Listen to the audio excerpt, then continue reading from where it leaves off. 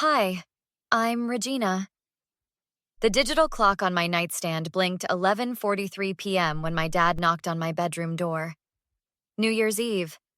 Most 17-year-olds were out celebrating, but I was organizing my bookshelf, something I did when stressed about Dad's new girlfriend Vanessa moving in tomorrow. "Come in," I called, sliding the last Harry Potter book into place. Dad stepped in, his fingers tapping nervously against his thigh. "Hey, kiddo, you got a minute?" "Sure. What's up?" I sat on my bed, patting the space beside me. Instead of sitting, he leaned against my dresser. "So, I've been thinking about the living arrangements once Vanessa and the twins move in tomorrow." "Yeah?" Something in his tone made my stomach knot. "The twins need separate rooms now that they're 13. Vanessa thinks it's important for their development." I nodded slowly. "Okay. So you're converting the office?" "The office is too small, and the guest room will be Vanessa's home office." My heart rate picked up. "So, where will they sleep?" "That's what I wanted to talk about."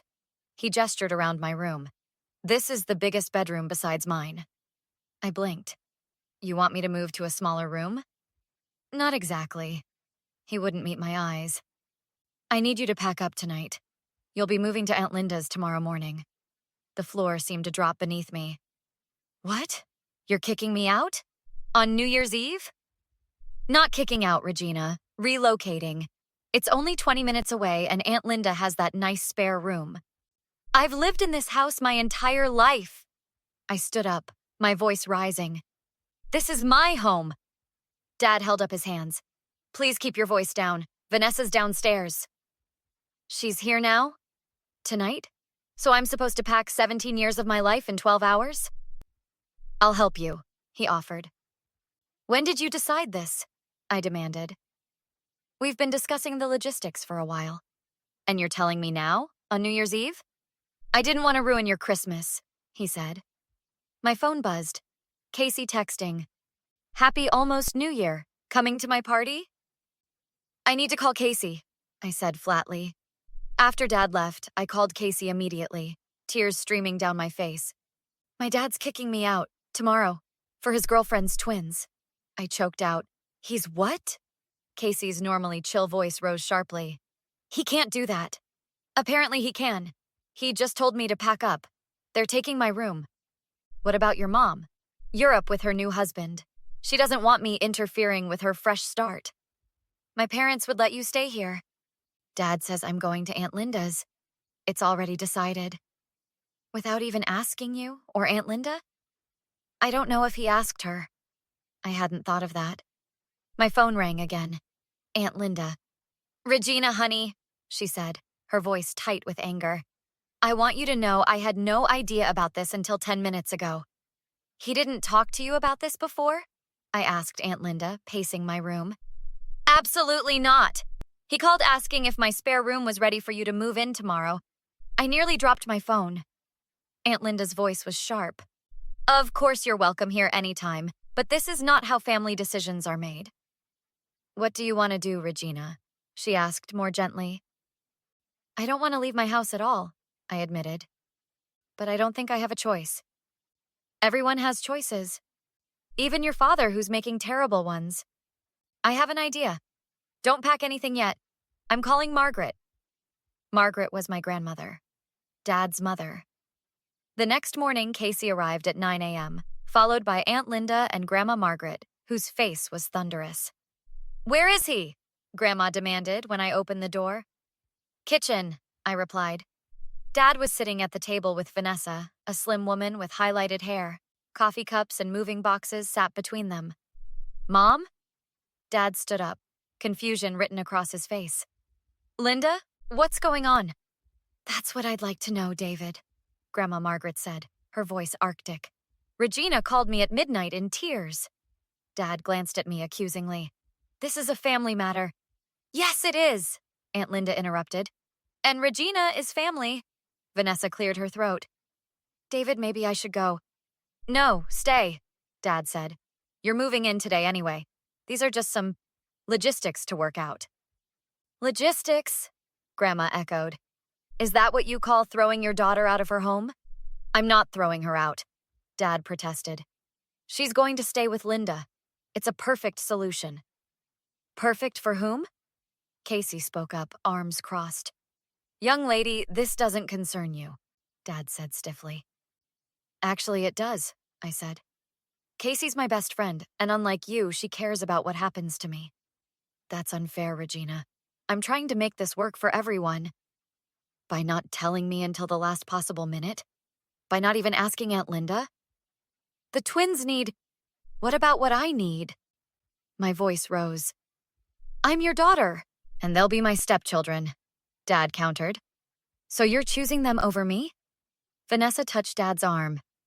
David, I didn't realize Regina hadn't been part of this discussion. Dad turned to her. We talked about this. You said the twins need their own rooms. Yes, but I assumed you'd discussed it with everyone involved. Casey, who had been typing on her phone, looked up. My mom wants to know if you're still paying child support to Regina's mom. Dad's face darkened. That's none of your business. I'll take that as a yes, Casey said. So you're paying child support for a child you're kicking out? Interesting. Casey, that's enough, I said quietly. Dad, can we talk alone? Once we were alone, I sat across from him. Did you even consider how this would affect me? Dad ran a hand through his thinning hair. Of course I did. But sometimes adults have to make difficult decisions. I'm almost an adult. Why wasn't I included in this difficult decision? Because I knew you'd react like this. Like what? Upset that I'm being kicked out with no warning? You're not being kicked out. Stop saying that. I slammed my hand on the table. You're removing me from my home to make room for your girlfriend's kids. How is that not kicking me out? Dad leaned forward. Regina, you'll be 18 in 5 months. You'll be going to college. The twins are 13. They'll be here for years. So I'm temporary and they're permanent? Is that it? That's not what I meant. It's exactly what you meant. I took a deep breath. You know what hurts the most? Not that you're choosing them. It's that you didn't even respect me enough to include me in the decision. Dad looked ashamed. I'm sorry about the timing. You should have discussed it with me, not just told me. I pulled out my phone. Aunt Linda texted me something interesting. Did you know that in this state, changing a minor child's residence without proper notice can be considered constructive abandonment? Dad's eyes widened. What are you talking about? Casey's mom is a family lawyer. She says forcing me to move out could impact your custody agreement with Mom. I'm not forcing. You told me to pack, not asked if I would. You made a unilateral decision about my life. My voice was steady now. That's the definition of forcing. Regina, be reasonable. I am being reasonable. More reasonable than you. I stood up. Here's what's going to happen. I'm staying in my room. If Vanessa and the twins want to move in, you'll need to find another solution. That's not possible. The lease, then break it, or postpone, or figure something else out, because I'm not leaving. Dad's face flushed with anger. You don't make the decisions in this house. Neither do you, exclusively, not when they affect my well-being. This is ridiculous. He stood up, towering over me. You're being selfish. And you're being a terrible father, I shouted back. His hand slammed down on the table. That's it! You're grounded! For what? Standing up for myself? For disrespect? For undermining my authority? Grandma Margaret stepped in. I heard shouting. Is everything all right? Dad pointed at me. Your granddaughter is threatening me with legal action. I'm not threatening, I said calmly. I'm informing you of your legal obligations as my parent. David, Grandma said quietly, you're making a scene in front of your girlfriend. Is that really how you want to handle this? Dad glanced toward the living room where Vanessa sat stiffly. This isn't over, he said, then stormed out. The next week was tense. Dad barely spoke to me, while Vanessa and the twins' move-in was delayed. I continued going to school and coming home to my room, which remained untouched.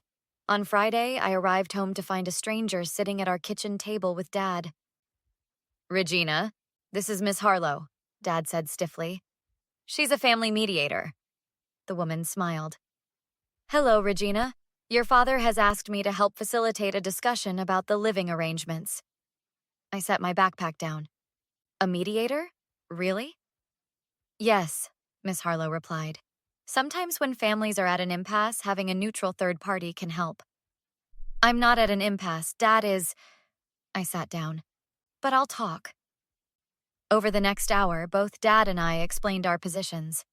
Miss Harlow listened without judgment, asking clarifying questions. Regina, she said finally, what would be an acceptable solution to you? I stay in my room until I leave for college in the fall. Dad figures out another arrangement for the twins. David? She prompted. Dad sighed. The twins need their own rooms. The house isn't big enough for everyone. Have you considered alternatives? Miss Harlow asked. Converting another space? We don't have the money for an addition, Dad admitted. What about the basement? I suggested. It's unfinished, but it's huge. You could create 2 rooms down there. Dad frowned. That would be expensive, too. Less than an addition, Miss Harlow pointed out. And certainly less expensive than potential legal proceedings. Dad's eyes narrowed. Are you threatening me again? No, I'm being practical. Casey's mom explained all the options. I could file for emergency custody modification with Mom, or Grandma could file for temporary guardianship, or I could petition for emancipation. You wouldn't, Dad said, but he sounded uncertain. I don't want to. I just want to stay in my home, in my room, until I leave for college. Is that really so unreasonable? Miss Harlow interjected. David, Regina isn't opposed to Vanessa and the twins moving in. She's opposed to being displaced without consultation. Exactly, I agreed. Dad was quiet for a long moment. The basement would take weeks to convert. So Vanessa and the twins stay where they are for now, I said. Or they move in and the twins share a room temporarily. Vanessa won't like that. Does Vanessa know how you handled this with me? Dad looked away. We've discussed it. And? She thinks I should have involved you in the decision from the beginning. That surprised me. So even Vanessa thinks you're wrong. 2 weeks later, contractors were finishing the basement conversion.